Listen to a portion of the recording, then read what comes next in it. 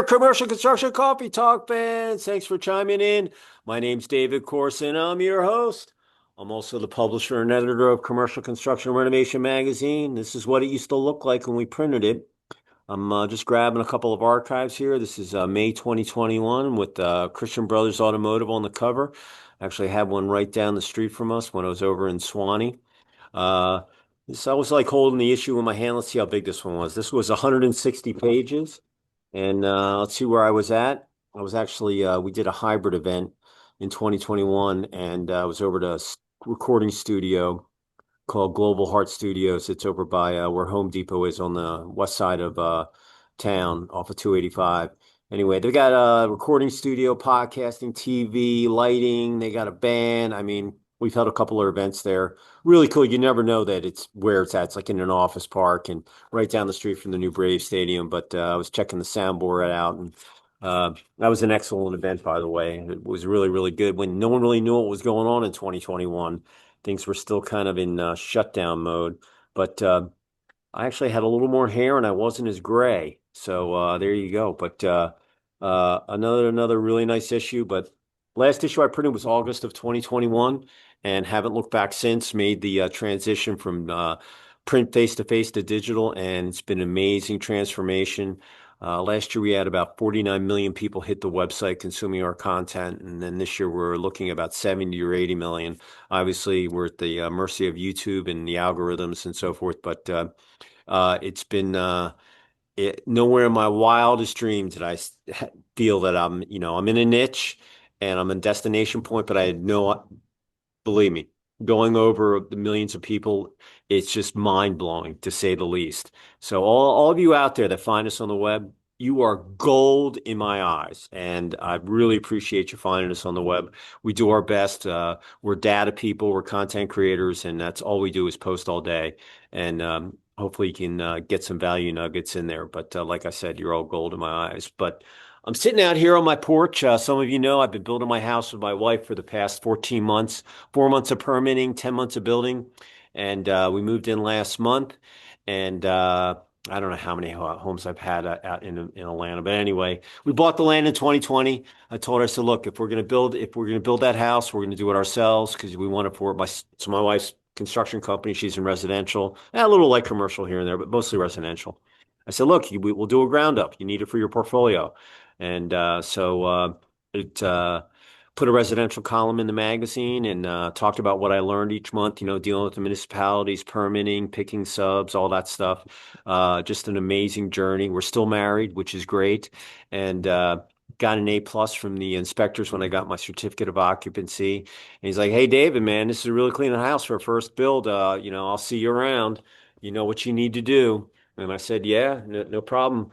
And so I've got got a residential gig that we're bidding on right now, and got a new build just south of us. They've already come in and walked through the spec house that we built, and so it's so nice when you hire the right people, you can get anything done. And I had never built a ground up. I come from a construction family. We're in demolition, recycling since 1888, but I had my doubts, but my wife designed the house. You find a grader, you find a framer, a concrete guy, and you go through it. And then once the house was dry with the roof and the windows in, then my wife's crews came in that we don't have to babysit. They know what they want to do. They want to get paid. They want to do a good job, and they want to get hired for another one, by her. So it was kind of a smooth process, a little ups and downs with the weather. But other than that, dealing with the HOA, typical stuff. But it was a great experience, and I hear there's a shortage of houses in the U.S., and we're looking to build a couple more, so give some people some options, and she can continue on doing her basements, kitchens, and bathrooms, and all that. I call foo-foo stuff, but I said, hey, we do 2 builds a year, and your other stuff, we'd be set, and I can kind of just go on, keep doing my gig as long as I don't get arthritis or go blind. I can be a publisher and editor for a long, long time, at least, in this digital age. So, but today, nice and cool, not too hot, a little humid. It's been sizzling hot here in the ATL. We're in the dog days of summer. In 2 weeks, school starts here in the South, and buses will be back on the road. And the only good thing is that once that starts, the SEC and football season and everybody's not on the lake. So, we spend our time, if we go out in the boat, we go out there during the week. So, on the weekends, there's too many powerboat idiots out there. But as soon as school goes back in, the lake kind of dries down and us locals can enjoy it. So, today, I have a nice gentleman up in the windy city of Chicago. His name is Dan Spiegel, and he's the Senior Vice President for Coldwell Bankers Commercial. Dan, say hello to our listeners out there on Commercial Construction Coffee Talk. Well, thanks for Dave for having me. Welcome everybody. Nice to be here. Yeah, and I hear before we got on, you said the heat index was going to be about 102 today in Chicago, right? That is absolutely right. We are, unlike you guys are used to it, for most of the summer we get these hits of heat, and today and tomorrow is supposed to be one of them. So I'm just thankful that I'm indoors. Yeah, yeah. Hey, listen, HVAC, you gotta like it. Exactly. I'll tell you, it's been really, really hot here, and but the lake is at full pull. We've had a bunch of rain, and it's unseasonably cool. It's probably in the mid 80s right now, but it's been in the upper Take 90s, it. I'll for take it. yeah, it's either rained or it's been really, really hot. So I get it, 102 in the Windy City. Hopefully there's some wind that can cool you off, but you're in AC, so that's good. But the Yeah. reason I had Dan on was, listen, he's in commercial real estate, and everybody's trying to figure out what they're going to do with the space that might be empty or people they're trying to convert, and all of this, the person that comes up with that silver bullet and the answer is going to solve a lot of people's problems, because there's all these buildings that need to be figured out what we're going to do with them. And meanwhile, they're still building new buildings, and it's a conundrum. Do we keep the old? Do we go new? Do we do a hybrid? Myself, I'm into reuse stuff. I like reusing old, putting new technology, a new modern face on the old stuff, because the way that they built things back in the day are a little different than they do it today, and I just think it's a nice mesh. So Dan, the way we're going to do your episode is we do it in three parts. You're going to tell your Okay. story, where you grew up, where you went to school, sports kids, and how you ended up at CB, and then we'll talk about lessons learned over the last 5 years of the roller coaster that we've been on. Even though we're out of the tunnel, we still have some speed bumps and potholes and barricades that we're running into. And then you'll leave your contact info, and then one positive thought or phrase, and then we'll finish up. So with that said, the floor is yours. Tell us your story. Wow, thank you, David. I'm really excited about this, and Yeah. yeah, I hope it's a good story. I don't know. Let's see how we do. So my story, I guess the story you're looking for is how I got into commercial real estate. Well, interesting. So different from your family background, where you said you had a family background in construction, which led you kind of to the same industry. I did not. I have a mom who was a physician and a dad who was an engineer, and I stumbled into commercial real estate. So that's over 30 years ago. I have a master's in urban and regional planning from the University of Illinois. I have a bachelor's in economics from Cal Berkeley. And I was trying to figure out what to do. And I came across a job in commercial real estate. And I'm like, well, that sounds interesting. I'll go check it out.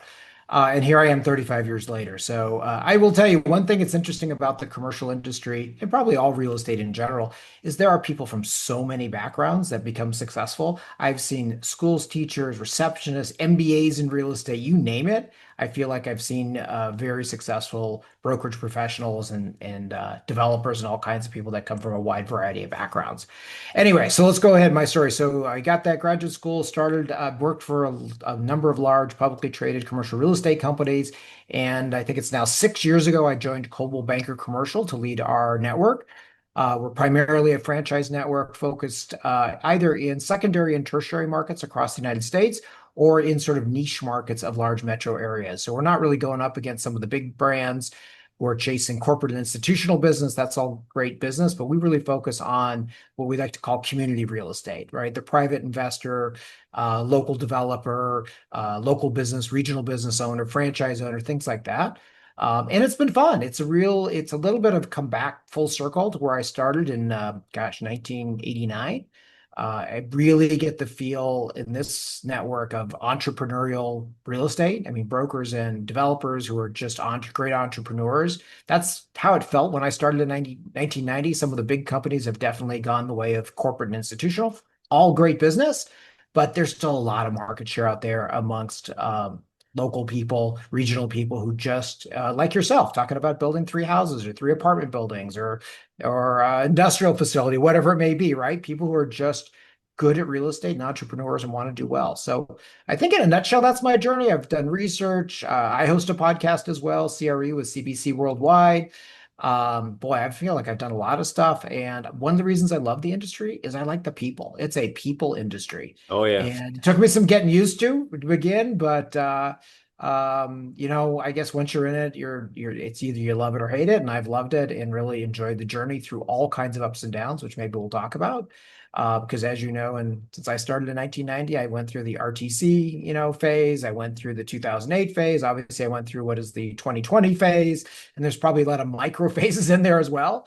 Oh And yeah. the market just keeps evolving. And we'll talk about that because it's just amazing how real estate people and users and people in general just evolve and their needs change. You were talking about, adaptive reuse, right? You like old buildings, right? And it's interesting. That's not a new concept. That's been around forever, right? Buildings just become obsolete for whatever reason, technology, preferences, geography. So I guess that's the story. I don't know. Does that help you out, Dave? Oh yeah, absolutely. Listen, real estate's tied to construction, facilities, development, depending on how the firms are set up internally. My family's has been in construction since 1888, but my gig was I was a grandson. So I was outside of Philadelphia, I grew up. When you got your driver's license, I had to go work in the scrapyard. I had no choice if you wanted to drive that, and I had to go work for my Uncle Frank, my first superintendent. May he rest in peace. He was one mean SOB, but man, I learned a lot from that guy. I welded, I shoveled asbestos, I laid railroad tracks. I was probably making $300 a week in the mid '80s after I got out of school. And but now my cousins, it's fifth generation. I just turned 62. My cousins are about the same age. They're running it right now, and it was a good experience. It molded me who I am. I mean, I've done all sorts of stuff, and Excellent. I was an economics major too. Oh my gosh. Econ guys normally become lawyers. I was a hockey lacrosse player. That's why I went to school out of University of Denver. Uh, when I was out there in the early '80s, the oil boom had just crashed, and they Hmm. had all these empty buildings downtown in Denver, and it was now you go back and they're all full, and some of the Oh yeah. buildings that were older, that they renovated the area and stuff, and they put some bars, they put the new stadium in there. You wouldn't recognize it if you looked at it 30 years Hmm. ago. Yep. And right now that conundrum is still kind of here with the occupancy rate in some of the big cities. That what do we do with that space? And how are we going to, maybe in a building that was an office space where they have, one bathroom or whatever with the plumbing, and they want to put 10, let's say 10 studio units, knock down some walls or whatever they're going to, from a planning stage.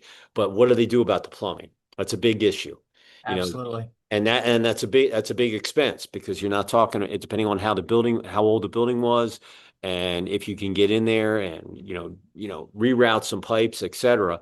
Um, but you don't want to see those buildings go to waste either because No. like a recycler, another person's garbage is another person's gold. So that's kind of that's what intrigued me to have you on the because you're in the central part, you're in the Midwest, the Rust Belt, but you're in a big city. And, Chi-Town isn't tiny. There's always someone on the Kennedy Expressway. And no, well, that's why I take the blue line from O'Hare down to wherever I'm going, and then Uber it around. But uh, real estate is just it really is a people because if people like you, and you're going up against other people, if you're more like the other person, most likely you're going to get that deal done. And if they believe everything that you say and so forth. So, but being an econ guy, I was like, oh, you probably should have gone the attorney route because that's what most econ guys do. I was econ political science. I don't know.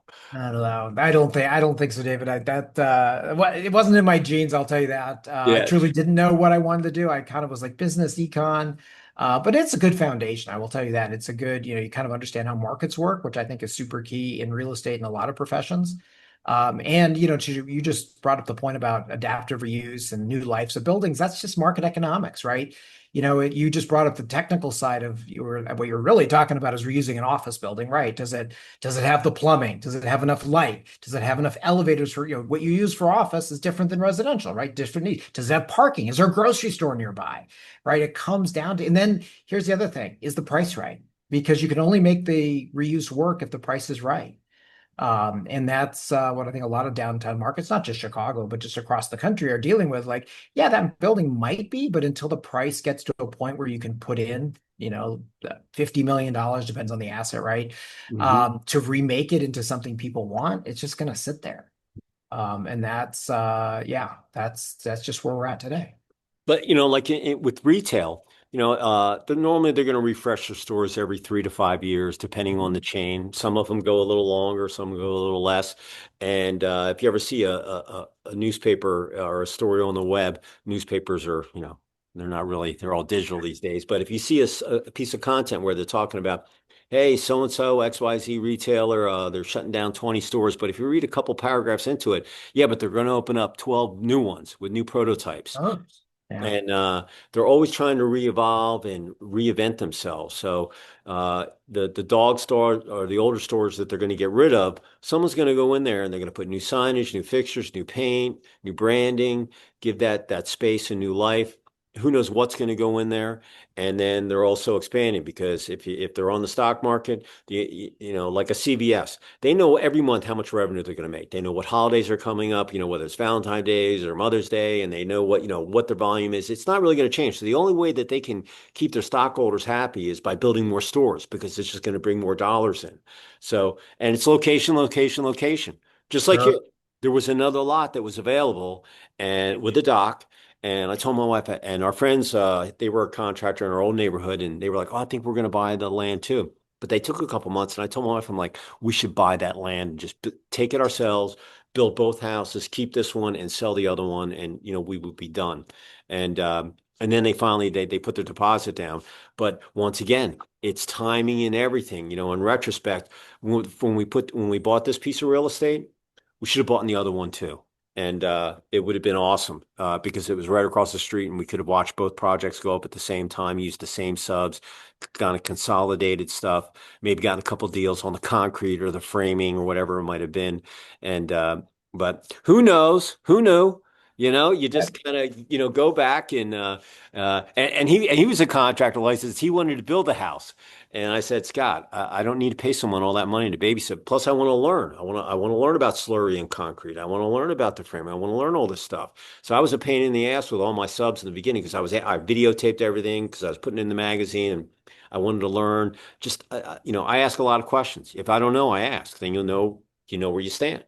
So, but location, location. But listen, we flipped some stuff over the years, and real estate is such a cool thing to be in because like I said, it's a facility. You're building it, a place where people can communicate, go to, whether it's commercial or a restaurant or retail or a healthcare, hotel, craft brewery, whatever it might be.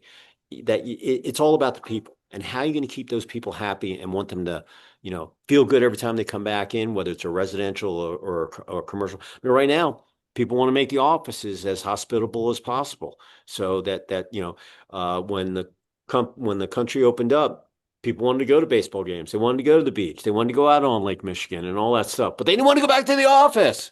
You know, Absolutely. if they worked in a home. So if you're a business owner and you have all this square footage space and you're sitting on it, go, what do I do with this? Do I do I offshore my people? Do I make them come back when they prove themselves? Do I do a hybrid gig like a lot of my buds in New York, Tuesday, Wednesday, Thursday, they come into the city, Monday, Friday, you work out of the house. So, and I'm sure the same thing is there, in Chicago that, you pick your days and, do you downsize? Do you keep it? Do you redo it so you can have some cool stuff so they want to come in? And, I don't envy anybody that's in that situation because it's a really, really tough decision that people have to make. And right now, like this past year, a lot of bonds have or notes have come into play where they're due, and if you don't have the occupancy, you can't pay the bill. So Right. do you give it back to the bank? And, I'm getting into the weeds here, but Real estate right now, it's the most amazing time to be alive because if the Fed reduces interest rates, we'll have an explosion in well, not all residential, but just in general, people being able to purchase things, whether it's cars, homes, condos, whatever it might be, equipment for their business. And I'm just waiting for the Fed to pull the trigger. And that it's and with technology and AI as well being intertwined in that, it's an amazing time. 6 months from now, who knows what it's going to look like, but I'm very bullish on it. But 6 years from now, you're not going to really recognize the construction And nor will process. you remember. You remember Yeah, what it restaurants won't even was look the same, you know? like. David, can you remember what it was like before there was an iPhone, right? It's hard for us to imagine now, Oh right? yeah. You just Oh yeah. forget. You totally forget. Yeah. I've seen a video where they put a dial phone in front of people and they're like, how do what I Oh just yeah, yeah, yeah. No, you know. unfortunately, I'm old enough to remember. So are you. So I do know how to use that. But I've seen the same thing. Like, what do I do? I can put my finger and touch it. No, you got to Yeah. spin it. Yeah. Kind of cool, right? Yeah. So talk about March 2020. Mhm. Cranes everywhere. I don't care what city you went into. We had low unemployment, construction boom. We're humming along. Uh, Middle of March, everything gets shut down. It's going to be 3 weeks. It's going to be 3 months. It's going to be 3 years. Here we are 5 years later. We're kind of still talking about it. But talk about how you weathered the storm and lessons learned as you went through it. And then during as we got into the opening up of the country, and then, maybe some trends that you see for the second half of the year and then going into 2026. All right, there's a lot there. Let me think back. 2020 now, it's hard to imagine. It's 5 years ago, right? Hmm. Let's look back at that. 20, you're right. The economy's in great shape, particularly the real estate market. There were cranes going up for new office buildings, big distribution centers for Amazon and the like, yeah, multifamily in some locations, right? Luxury multifamily in particular. Things were good, right? But I guess underlining at the time there, and this is true of all times, right? There were some changes in business, changes in society that were happening. I mean, if I tell people, if you go back even to the early to mid 2000s, it was not unusual for someone to say, "Hey, I'm going to work from home on Friday. Is that okay?" You'd be like, "Sure, why not? Yeah, no problem, as long as you have that kind of job, right? Not every job." And what the change in 2020 and after did is accelerated a lot of trends that were already ongoing. So again, you just as entrepreneurs, you just have to kind of pause, read it, and then figure out how you're going to adjust in the future. So, it doesn't matter if it's office space. You were just talking about the changes in office space. People were already, companies were already building cool offices because there was a war for talent, right? They could get the best talent, especially with tech companies, make super cool space, bring all the food in, all that jazz. And companies are still doing that. They're just doing it with less space because people aren't coming in every day, right? Or they're what's called flight to quality. They're saying like, hey, I was in that okay building, but I need to be in a really nice building with a gym and yoga and blah blah blah because I need to get my people there. And people, it doesn't matter what industry, and people is what makes it happen, right? So I guess my point is 2020 really, sort of flipped the accelerator or supercharge a lot of trends. That's just on the office side. If you look at the industrial side or retail, which is sort of one and the same thing in a way, it supercharged the online shopping thing, which now we are so hooked. Everybody's hooked to getting packages. And there's still some reminiscence as well as some desire to be in store for experiences in particular. But that just charged it because we couldn't go out. So what the heck? We're going to order stuff, from whatever service it is to get it delivered, and that accelerated the change of demand for distribution buildings. So from a construction and real estate standpoint, that was like boom. If you're well located on a highway, maybe with rail access, maybe with water access, and you can build a 500,000 million square foot distribution center with a 42-foot clear height building, it'll be leased in a heartbeat, right? Accelerated that change because retail became industrial, right? Overnight, right? We don't think of it that way. It is. And then you were talking about retail earlier, and that's another interesting one because retail, we know what's kind of happened to the department store and so forth, right? That's a little bit of the way of the newspaper and the magazine you were talking about. Although, by the way, I did read an article last week. There's a French company going into Manhattan with a department store Oh concept, yeah, right? yeah, Yeah, yeah. I don't know if you saw that the other day. I thought that was, oh, that's super interesting. Kind of makes sense. Goes around, comes around kind of deal. But anyway, but retail is kind of, so the malls, it's interesting. You go around America, there are some malls that are really successful, that are really well leased, that are parking lots are full, but there's a heck of a lot of malls that are just obsolete, right? The anchors are mostly gone by and large, right? And some of those just have to be demoed and repurposed into other use of that land. The land's more valuable than the mall, right? It may have been super cool in the 70s, the 80s, and 90s, but today it just has to find another use. Some of it's turning into open air malls with residential and things like that. That's an option. But here's the other thing about retail. I said to somebody the other day, if you go to a retail center, I mean, the idea of a retail center was places to buy stuff, right? But today, what is a retail center? It's it's medical office, right? It's a dialysis center, it's a cancer treatment center, it's a doctor's office or outpatient, for a hospital system, right? It could be a business that, yeah, they have a store, but they do warehousing in the back, right? They ship out eBay packages or Etsy or whatever it may be, right? So it's interesting. Retail, a retail center has kind of also changed in its definition of what it is. And it's also become sort of a mixed use center of all different purposes. I would say things that we would typically have thought were an office building are commonly in retail now because they're easily accessible. There's parking, they're closer to the consumer if they're a consumer business. And that's a shift. So really, boy, if you go through just about everything since 2020, look at housing's another one. You were talking at the beginning of the podcast about the shortage. There is pretty much a shortage of housing, or at least the type of housing people want and can afford. And that's putting two sectors in the commercial market, I won't say an accelerator, but definitely putting focus. One is multifamily and particularly nice multifamily. Because heck, if I'm 30, 35, whatever years old, 40, and I can't afford a house for all the reasons we know, I want to rent a place. I want a really nice place. I want a pool. I want a gym. I want, whatever, a dog bath place when I bring my dog from outside, whatever that may be, right? You want those amenities. So that's given, new life or new demand for something that may not have been there. And that just fills a market niche. And then we know about the single family rental, otherwise known as SFR. So that's another extension of the same thing. Well, if I can't afford a house, or maybe I don't want a house right now, um, but I want a house because I want the space and I've got kids in the yard, why not rent it? So really, single family rental is just a new form of multifamily as a single family unit. That's all it really is, right? So I think that's interesting. And I think kind of what you touched on earlier, that's just kind of the cool thing about real estate is demands and preferences change and real estate just has to adapt. And those products or properties that don't have a use will find another use eventually. Prices will change. All those external factors, labor, supply chain, all that, those all matter for sure. But at the end of the day, there's got to be demand for the product you build. And that's what I've seen happen since 2020. It just doesn't matter if it's office, industrial, retail, as I said, even hotels, they've changed the way they operate now. It doesn't really matter. They've all changed to adapt to what preferences are today based on how society's changed, right? And demand has changed. So anyway, that's my view of just how the way, which is just cool to me, right? That it's in the moment, it's always hard, right? It's always hard to watch a building go back to a lender. There's a building here in Chicago, 311 South Wacker. I think it sold in the mid 2000s for 311 million or 310 million, something like that. And it resold for 45.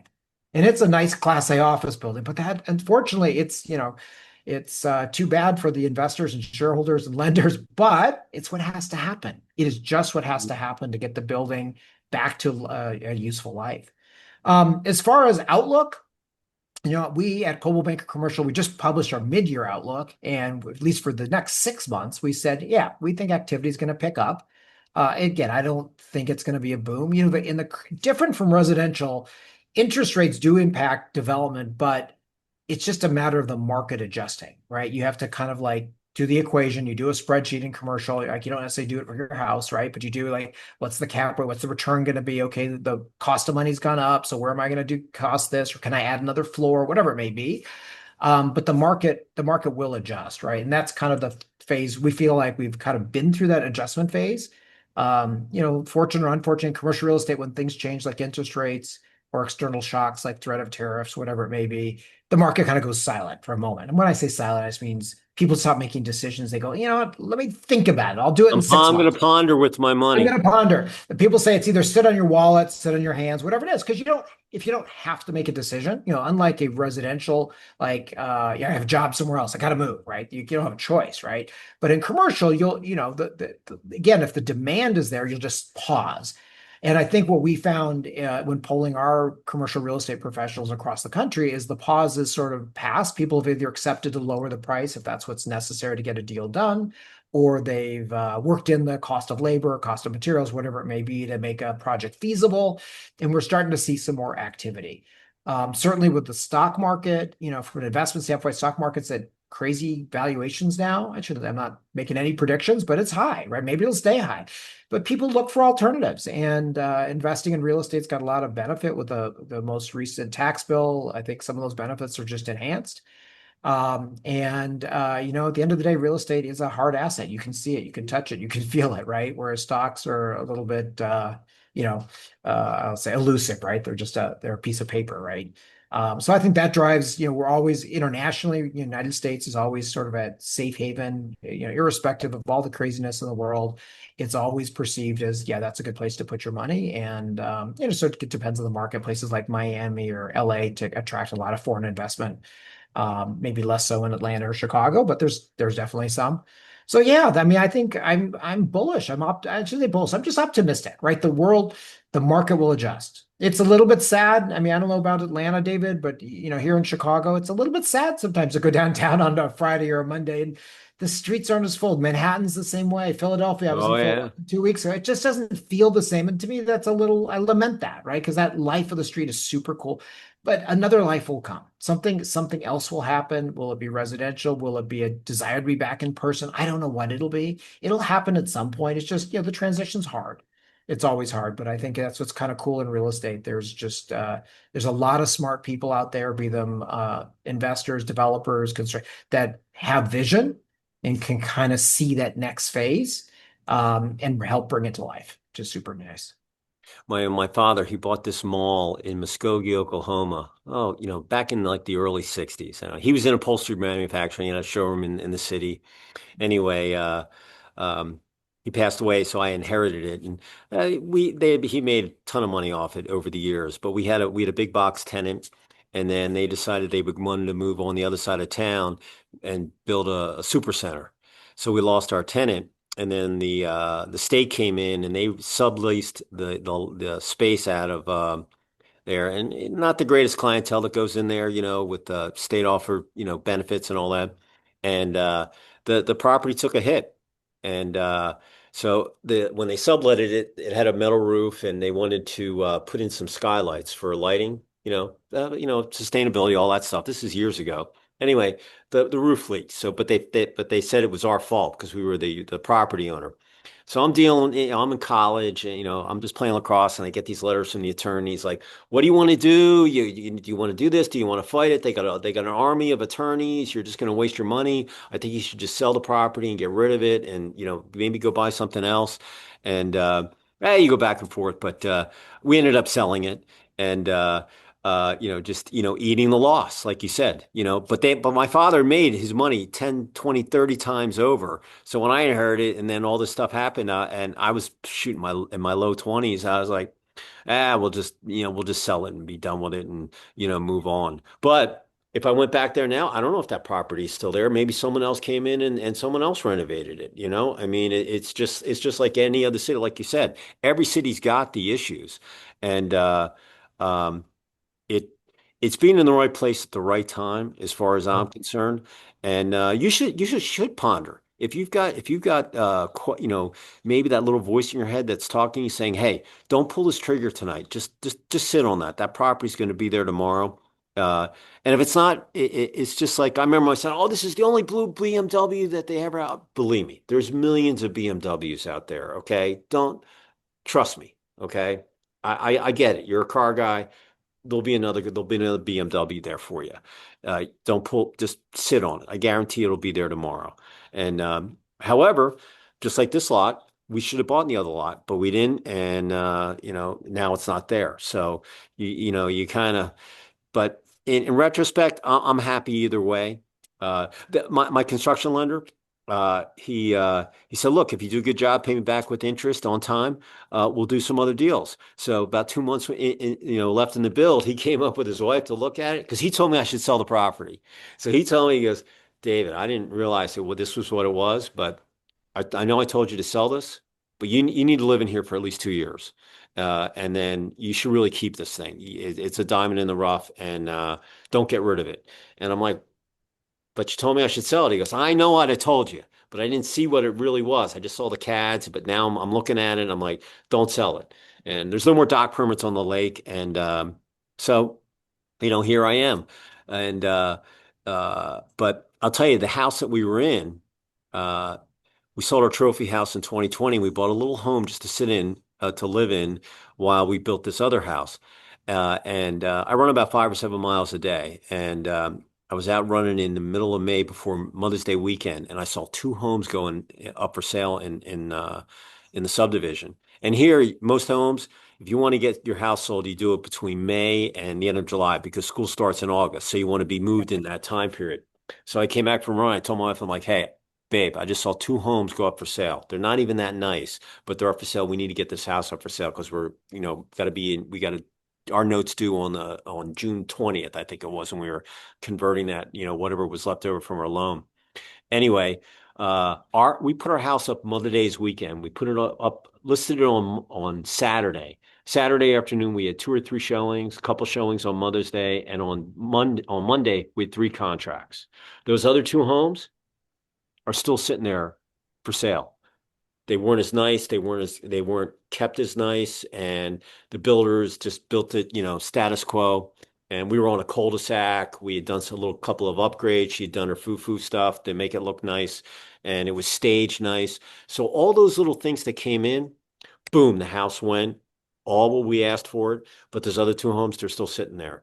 And but it's in a good area, schools are good, and it's close to the lake and all that. But once again, if you're in that mode, it's a different kind of buyer. That people are just more, the interest rates are a little higher, so they're just a little more skittish, in my opinion, of what they're looking for. The same thing on the commercial side. They're looking at, location, but what's around. And what I see from a construction standpoint is these big mega projects that are coming into all the cities might be taking over. There's a place south of me called the Gwinnett Mall. It's a lot of acreage. They had a Macy's in there, and it needs to be renovated. It needs to be plowed. Something needs to be done with it. I don't know what the county's going to do with it, but it's a large peak of a lot of asphalt, a lot of concrete, but it's a lot of space. What they're going to do, I have no idea, but they've done a nice job around it. And but these mega projects, they bring in all this other stuff: office, retail, restaurants, hospitality, and the merger of the open space mall, residential getting closer to commercial. Hotels look like hospitals. Hospitals look, except for infection control. So everything is kind of blending in, and everybody's kind of taking ideas from everybody else. And it's like I said, it's an amazing time to be alive when you used to see, like, hey, this is a retail store, this is a hotel, this is a restaurant. Now it's like, oh wow, this is really cool. They incorporate all this stuff in there to make it what's the more tantalizing for someone to go, hey, I don't have that type of gig in my portfolio. Maybe I should go for that. And so being in real estate, would you recommend real estate as a career for someone? Boy, Dave, that's a hard question. Listen, it's not for everybody. You Yeah. know that, right? It's you got to be able to, live with the ups and downs. I mean, commercial real estate deal cycles are much longer than residential, so just trying to make that distinction out there. Oh yeah. Easily, commercial deals can take, we'll say maybe in the short end 3 or 6 months, but a land deal could take 3 years. You could work and work and work, and then some external things. So at least the brokerage side really depends, very much on personality and style, eat what you kill mentality and so forth, things like that. But when I talk to younger people they call me and they say, hey, I'm thinking of getting into real estate. I would say, first of all, what do you like? Are you an analyst type? There's plenty of jobs in commercial real estate, analytical jobs. There's lots of them for investors, for banks. If that's your skill and you like real estate, cool, go for it. You don't have to be in the brokerage side. You might be a construction, you might be a property management person, you might be a valuation person. There's a lot of aspects to commercial real estate that you can explore. So I love it. It's a people industry. And you got to like that aspect as well. It's an industry that is ever evolving, ever changing, and I think that's super fun. No 2 days look alike in this business. So, I would recommend it, but I also know you ask my wife, she's never would have been in the business, and she's just happy that she's married to me, but she doesn't want to be in the business whatsoever, and that's cool. Nothing wrong with that. Everyone's got their own style to them, and yeah. But if you're an entrepreneur and you want unlimited upside potential, then real estate, be it residential or commercial, might just be for you. But you got to be risk embracing. You got to be able to take risk because without risk, there's not reward. We did an event last fall in Chicago. We did the architectural tour on the river, and I had seen it a million times, but I had never done it. And the tour guy was awesome. It was raining that day too, but we still got a really good turnout. All right, David, I just got to, sorry to interrupt you. I'm a guide. I do those tours. No way. I did one on, what day was it last week? I don't know what day it was. Saturday. I did it in the rain. I did it in the rain, and I've got one this week at 105 degrees. So that I you can't might have tell you had what the me. boat was up, but I ran the coverage in the magazine, and once a month I do a reception around the country. And I think I'm going to Boston next week up to the Okay, seaport. But we did cool. one, and when I was talking, I do it with the Retail Contractors Association, and anyway, uh, I said, "Have you ever done the tour? I've seen the boats out there. I've just never done it." And it was great, very informative, and I knew Yep. what a lot of the buildings were because I've been to Chicago a million times, and but. It was great. I didn't care if it was raining. I got some good video, and there were Yeah. some really cool old buildings and new ones and old ones that they renovated. And it was just a really, really nice tour for about an hour and a half cruise up and Yep. down the river. And it was great. But if you want to see Chicago architecture and you've never done the tour, go make a reservation and go on the architectural tour. You'll have a blast for an hour and a half. I listen, I'm happy. I do 3 walking tours, David. I do the river cruise. I think it's fun because I love cities and I love architecture and I love to share stories.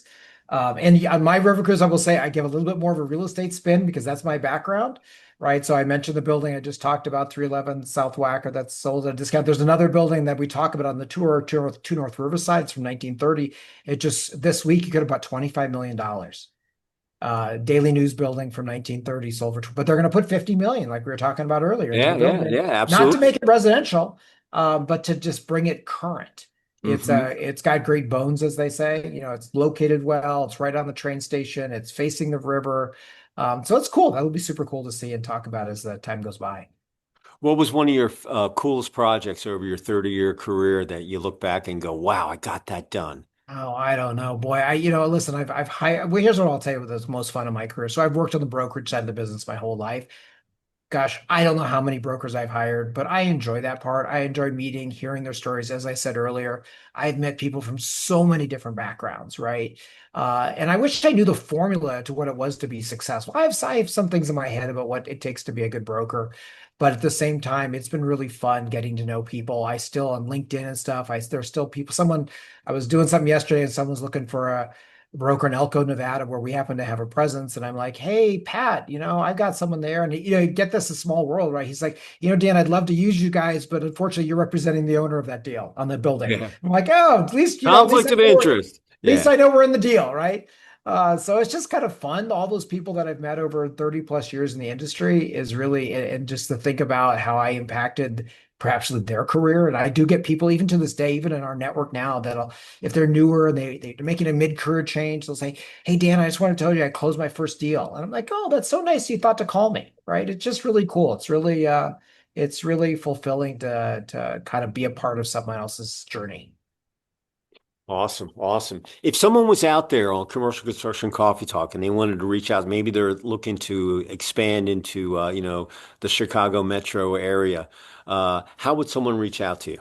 Well, excellent, great question. So easiest thing. So first of all, I work across the country. So anywhere in the 50 states, feel free to reach out to me. I've been to a lot of markets and obviously we have a presence there. But best way is Dan Spiegel on LinkedIn. The easiest thing. I don't know. There's probably a couple Dan Spiegels, but I'm the only one that I know of in Chicago. I'm the only one at Coldwell Banker Commercial, and you'll probably find me that way. Yeah, just reach out, send me a note. I'm trying to be very, good about responding to everybody inquires, even if that's no thanks, no problem. And as you just heard, I enjoy meeting people. So feel free to reach out through LinkedIn, Dan Spiegel. I'll put that in the description also when I edit the video. I'll put a little caption in there as well on LinkedIn, and I'll grab your LinkedIn address and I'll put it in there. So if you're out there and you're looking at your retail brand, or you're in some one of those sectors in commercial and you're expanding into a market. Dan's been around for 30 years. He's probably seen a lot, probably can answer a lot of the questions that you might not think about, as the world changes daily, and you never know what your next deal might come in. You don't even know it's there, and boom, it's there. So give him a shout, reach out, and see if he can help you. If anybody wants to reach me, I'm at David C at ccr-mag.com. Listen, Dan got on here. I got a press release. I looked at it and I was like, cool, let's talk about real estate, because I know there's a lot of space that's out there and we want to fill it. And it's good for the construction market, because when someone buys it, you're going to get some upgrades. You're going to get fresh paint, FF&E, all that stuff goes in, and maybe it's just a renovation, maybe it's a demolition and making something nice out of old. But uh, we look at everything. It could be. It's like playing the lottery too. If you don't buy a ticket, you can't win. If you don't send me something, I can't look at it. Look, Dan Yeah. got it on here because you sent me an email. A publicist sent me an email, and she sends me other stuff too. But because hey, let's get this guy down on the thing. I'm like, okay, well, let's find a Yeah. date and we'll do it. And but we look at, hey, it could be an anniversary for your company, it could be a new product release, it could be a personnel announcement, it could be a charity golf tournament that you're doing. Listen, we are data addicted. We love looking at data these days. I got two nice ladies up in Chicago that post for me all day long, and our turnaround time is about probably 48 hours. Yeah, we probably get it done 24, 48. But we Google index it, make sure everything's meta tagged, and that your SEO and that search engine optimization. That's how Google finds you. That's how you find stuff on the web. And we say in the URL, you share it. It's a win-win, and very tough to get in the magazine. But listen, we post stuff on all the different platforms, and we'd love to hear from you. So don't judge that book by a cover. Send it to us, and we'll make it live. So as we finish up, Dan, if there was one positive thought or phrase that you'd like to leave with our listeners on Commercial Construction Coffee Talk as we finish up the Q3 and Q4 of 2025 and going into 2026, what would it be? There's an opportunity at every corner. I don't know how to say it. There's an opportunity everywhere. People get down. It's man, look at everything not as what it was, as what it could be. Be optimistic, because I do truly believe in this industry. There's always a new life for every building, every lot. It just takes a mind to see the opportunity. I was talking to one of my GC friends, and he said we were talking about this. It used to be a Rite Aid. First it started out as a Rite Aid, then they closed it, then they reopened it, then they closed it. They made it into, like, I think it was Kangaroo Jump, one of these jump around places for kids. Uh, then they made it back into I think a CVS or a Walgreens. And then they knocked it down and they built a Chase Bank. And the guy who built the original building, his name was Steve. He moved to Florida. But anyway, we were talking. I said, "Hey, I just saw that your original building that was the Rite Aid now is a Chase." He goes, "David, I had to go down and knock down the building that I built 15 years ago where that piece of property was. Do you know how many things were in that space before we just decided to put the Chase Bank in there?" I'm like, "Well, I can count them." Blah, blah, blah. I was like, probably seven. He's like, "Yeah, seven." And then I had to go down and knock down the building that I built and rebuild a new one. It was it was painful, but Yeah, that's just that's real estate for you. it's the And life cycle, right? It's had a day, other things had a use, and now it's got a better use. I had a guy that was on my podcast a couple weeks ago, and he was with Porsche. And Porsche moved their headquarters to Atlanta, and they got the track. And there was an old Ford plant that was right by the airport. And I watched that whole thing get knocked down. I mean, I'm a million miler. I've done my miles. I got my bracelet. But anyway, I used to fly over and I watched that whole thing, and then they put it in the track. And then I had him on there. He's like, "Oh yeah, I was involved with procurement and doing all that." And I said, "Yeah, I watched that whole thing get done." He goes, "Yeah, yeah, the same thing with people don't think of as Atlanta as Hollywood, but there was another GM plant, I think it was, or maybe it was Ford up here north of downtown on the Loop, and they took all the buildings and they retrofitted them for movie studios. So we have a pretty big movie gig. A lot of movies come out of here. It's not out of Hollywood. It comes out of Atlanta, and they reused that whole area because they had all these big buildings and some of them they knocked down. But in retrospect, it was a great piece. And I think they were going to maybe they were putting the new stadium before they built Mercedes-Benz. But that's what real estate's so cool because one person wants to put a movie studio in, the other person wants to put the new stadium in there, and multifamily came out of nowhere in 2020. No one was talking multifamily. Multifamily was so busy that we put a section in the magazine because everybody was doing it. Now, land and data centers. That's all I can say. It's Yep. data's king, and you need a lot of power and a lot of room to store data. And if you've got land, dirt, and there's data guys all over the place looking. Am I right? Yeah, absolutely. No, absolutely. I mean, power is key to that, right? But you got to be in a part of the country where there's power, hopefully with lower relative weather risk, right? That's something data centers don't like. But absolutely, I talked earlier about the warehouse boom as the retail industry change. As AI increasingly comes into our lives because it's already here, right? It needs a lot of data centers, which require a lot of power. Right. So that is certainly the next phase of at least one aspect of development, not everything, but right, one aspect is demand for land. I think last year in Coldwell Banker Commercial, I want to say 22% of all of our deals were land deals. So that's a lot, because as they say, they're not making any more of it, right? Mhm. So limited supply, and if you want to hold that land for development for whatever purpose, be it multifamily, retail, or a data center, you gotta get it. And the other expression I'm sure you know is, but when's the best time to buy a property? It's, yesterday, right? It's hard, just like you were saying, like the lot next to you, right? It's like, oh, if I only would have, well, yeah, that was the best time to buy it. But don't beat yourself up. Hindsight is what it is, and it's just okay to move on. Yeah, one of my buds, it's third generation. He had this farm and north of me up towards the Tennessee border. He just sold his land for a data guy, and there were a couple of data centers building on it, and he made a killing on the gig. He's like, "Yeah, I have another farm, but this one was sitting there, and it was right by the river, the power generation, blah blah blah." And it took X amount of time, but he goes, "Yeah, man, I went for it, but I still have the farm. I can still do my gig and give it to the kids, but it's land." And we Yeah, need, and if the country's going to keep going and becoming an AI or crypto, all that stuff, you're going to need data centers for all that stuff, and absolutely. that's the big gig. Absolutely. So, a couple things before we finish off. Number one, if you're on a construction site, we want you to be safe. We want you to be able to get home, have dinner with your spouse, your wife, your husband, your kids, your pets, laugh a little, watch some tube, get some REM sleep, and be able to go do it again the next day. Number two.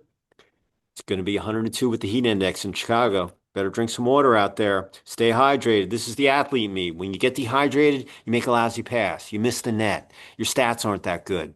All right. On the construction site, hey, you might slice your finger. I have to get some stitches or whatever. You stay liquefied, put some electrolytes in your bottle. Number one, you're going to have a great day on the site. Number two, you're going to have a great night. You're going to get some good sleep. You're going to be that much better, on the site the following day. So make sure you stay liquefied. It's not just for the summer. In the winter, you got to stay liquefied every day. It's just good for you. And last but not least, hit the like button. So YouTube will send the algorithms out here so we can hear Dan's story and Coldwell Banker and all that good stuff. So with that, Dan, any final thoughts before you sign off from the Windy City? Listen, thanks, David, for having me. It's been a lot of fun talking like you do and just telling me a little bit about my life and the business. As I said, I'm optimistic. Don't be afraid of anything. Have vision. And we just mentioned we didn't really talk about technology. Don't be afraid of it, right? AI is here. It's going to help us. I don't know. I'm using it every day, and I'm probably only, using 10% of what I could be doing, right? So it just doesn't matter what industry you're in. I know the commercial real estate is always thought to be a people industry. It'll still be a people industry. It'll just be we're doing more valuable tasks if we're letting AI do it. So that's just one last thing I'll say is don't be afraid of change. It's always going to happen. Look for that opportunity, be optimistic, find that next pot at the end of the rainbow.